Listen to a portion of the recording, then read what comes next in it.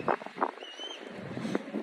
everyone. My name is Julius Murray, CEO of Austin Murray Logistics, LLC.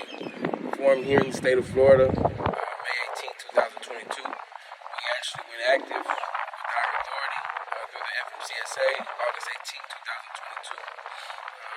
I had to voluntarily quit my authority in November. We just got out to a bad start, lack of capital, lack of funding. My credit wasn't the best. Our business credit wasn't quite built yet.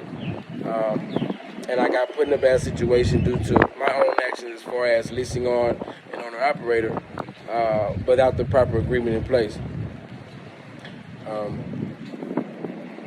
A little bit about me. I'm 41 years old. I was released from prison July 2018. I have not been back since. I did serve 5 years. I did 3 years, 11 and a half months I was out. I did 27 more months.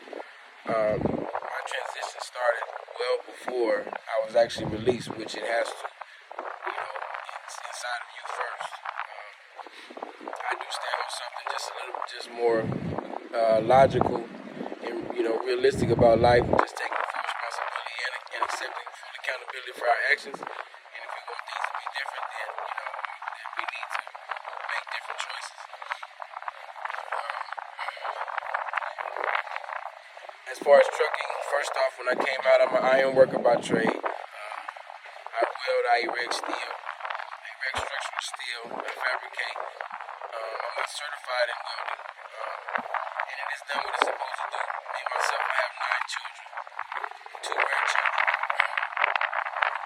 My oldest daughter's 21 years old. My youngest daughter's 2 months Saturday. No two of my children are the same age. I just say that to say, it's not all over the place. I'm 41. 4 children with my first children's mother, 3 with 3 separate women, and 2 with my ex-wife.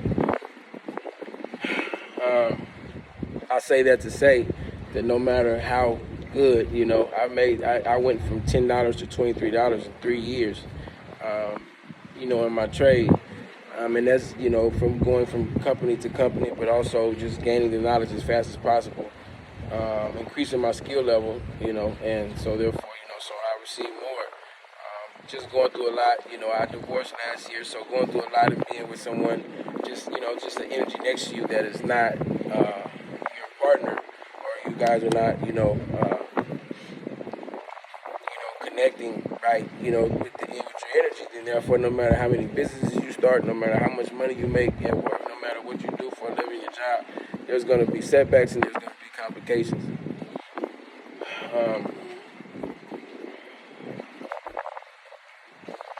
So with that being said, it's just also understanding that for my responsibility level, just working for someone else would just couldn't suffice properly. So I have started a few businesses. I'm also CEO of Prodigy Apparel, Austin Murray Capital, LLC, both formed here in the state of Florida. It's not about being all over the place. The average millionaire has 7 sources of income. No, you can't build each one at the same time. But I needed to go back to the drawing board for one. As far as no matter how big your head is, especially dealing with apparel, fashion, real estate, even though you can wholesale, regardless to have, sustainability, you need capital and you need consistency. Through my divorce, my uncle passed away at the end of 2021. So in Louisiana, I was born in Louisiana, Monroe, Louisiana, raised in San Diego, California. At the end of my, when he passed, I drove to Louisiana, and I took my equipment with me. So I decided to stay close to home, close to my family. My sister lives in Dallas and Richardson, Texas. I actually got 2021 was the first Thanksgiving that I've had with my mother in 25 years. I haven't lived with her since I was 17. I really didn't even realize that until it came up, and that was like pretty amazing. Not knowing how things would even end up, but just the day that we actually even got to see it, see it again in a better way, and that was a much better fashion, and that was great also. So I was working at at an aluminum plant, in the casting department. And I go and my friend tells me one day they hear about box trucks, they're making 5,000 a week. I got to doing my homework, and so sure enough, they tell you about how much a truck can make, but they don't tell you how much you're gonna spend in fuel. But I got to doing my homework on it and understanding Austin Murray Logistics. I set up the entire company myself. I taught myself how to file for my authority, your BOC3s, your UCRs, your insurance, how to lease out. I dispatched myself. In the 2 months that I was driving after that first truck came off, I grossed 24,000. Gross and net in trucking is two totally different numbers. You have fuel expenses. You have, especially in your first 90 days, you're limited with your brokers, with the brokers that are dealing with you. So you really just you're pretty much taking $1 a mile. A lot of times, just to kind of keep going and get past the first 90 days, which is horrible. But you gotta show yourself a bit first too, and sustain it. I'm glad I learned, a valuable lesson.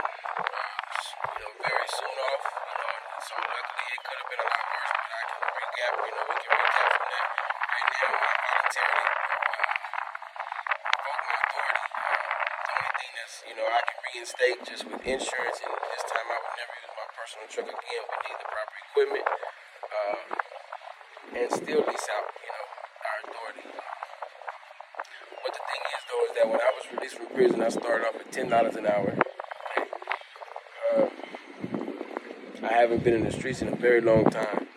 A lot of people really just don't understand, what we're going through personally inside of us, through a transition. If you're really serious about the transition,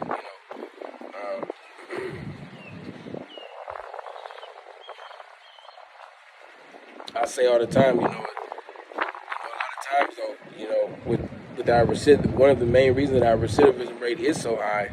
Is because a lot of times when we come home from prison and you've been gone for a while and you want to do for your children, you want to take care of your family, and then you're trying to do right, and people want to start you off at the lowest, and maybe sometimes you might not have the skill set just yet, but regardless, it shouldn't necessarily be that hard. I say all the time, a lot of people couldn't survive this walk. I've taken the bitter with the sweet, and and this is where we stand today. One thing about it though is, even with your CDLs, I'm driving, I'm hauling non-CDL. I just today, I actually went to Career Source Brevard and, to speak with them about funding for my CDL once again. Last time I was there was August of 2022. The first time I went in there, they were saying it today was May of 2020. But with that though, they had told me, released from prison for 5 years, then they won't fund you due to their employment ratio, the program and its ratio or statistics of actually getting people employed that they give these grants to. And so since no one would hire me if I hadn't the chance for someone hired me if I'd been out for 5 years, then therefore they wouldn't fund me through the program. I say that to say, everybody doesn't have the funding or the resources. And sometimes you can't go to school for, you can't do the tuition reimbursement, for various reasons. It could be a DUI, it could be, but at the same time though, luckily I did have a decent trade and but I just think it shouldn't be that hard. So when I started my own company, I was able to, regardless of even if I still needed better equipment, I had to work on my credit, but I was still able to $24,000, $12,000 a month just with starting my own company instead of working for somebody else, starting, working for another trucking company. And overall, even though it was the beginning and it was kind of tight, it was just having the ability to do that once you put in the work that you need to put yourself in the position of having control over your outcome instead of putting it in someone else's hands. And trucking is a decent living. It's not about the ones who I like hotshot better. I actually like hotshot better than the dry van, than the box truck, just because for one, with me being, I worked as a loader out here in industrial steel in Mims, Florida. I loaded 45,000 pounds of red iron onto trailers. And I would always go out there, and kind of pick the brains of the truckers that came, and ask questions and things like that too. But it's like, but I'm secure with. I feel secure. I'm secure, with loading, which I'm comfortable with securement. It's more respected for one, and for two, well, the national pay rate is higher too, just because it's a more dangerous area. Having things open on the flatbed instead of in a box truck. Inside of a drive-in or box stop. But with that though, and so when you're as dealing with flatbeds, a lot of times there's more infrastructure. Iron, things going to sites. When you deal more with vans or box trucks, then you're dealing more with commerce, commercial, household goods, which is needed too. But I say that to say it shouldn't necessarily be that hard. Now, so if a man or a woman wants to come home and be a productive member of society, and they can come home and make $1,000 a week, driving a hot shot truck, driving a dually with a trailer on the back or a 26-foot box truck, that's decent, and it's enough to take the edge off. A lot of times, like them 3 words is what come right before the destruction. I ain't gotta take this. 4 words. I ain't gotta take this. I ain't gotta deal with this. You got people trying to treat you any kind of way, and you do gotta take it. I took it. I accepted it. So I'm not, no excuses, and we're not here to save anyone. But at the same time, though, there should be systems that are formed, or areas or people or individuals or businesses that have been formed in order to kind of like shift, to tip the scales a tad bit and give us a better, fair chance instead of trying to make it harder for you to be able to do for your family when you come home and want to do right. And so that's one of our main purposes. Me being an ex-felon, I understand what it is and how hard it is and how it can be. And so I have established and formed a company that will employ ex-felons that want to come home and be productive members of society and make a decent living, and also funnel that through and giving them away and setting up a system that would allow them to be a company, become a business owner themselves, even if it was as an owner-operator, or if they wanted to scale and start to have their own authority and hire other drivers. So with that,